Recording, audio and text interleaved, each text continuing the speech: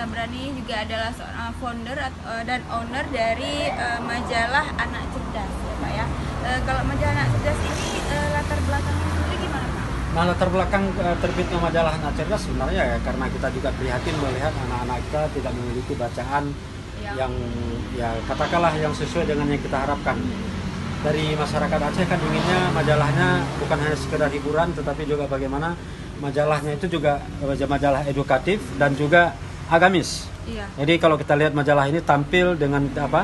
Dengan tampilannya begitu ya katakan ya Islami karena juga menampilkan selain tampil dari segi perwajahan sebenarnya juga isi. Insya Allah isinya tidak perlu dikhawatirkan. Kita akan menjaga dan inilah pentingnya hadir majalah yang seperti ini di Aceh. Ini terbit tahun 2013 dan sampai dengan ini ya 2013. Ini saya 2019 ya berarti sudah 6 tahun ya baru 6 tahun. Nah jadi majalah ini untuk kalangan anak-anak mulai dari TK sampai dengan kelas 6 SD.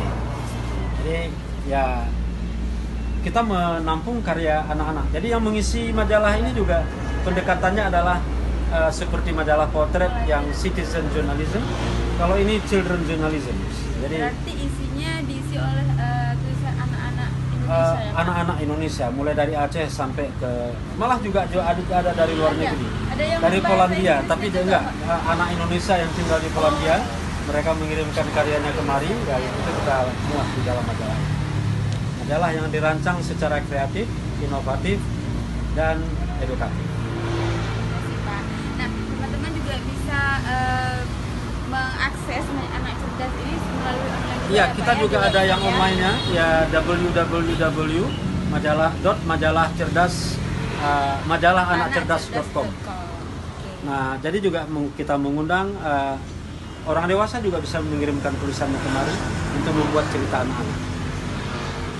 Teman, silakan ikuti liputan kami di channel YouTube Today dan jangan lupa teman-teman bisa mengakses majalah Anak Cerdas melalui website di majalah anakcerdas.com. Oke, terima kasih.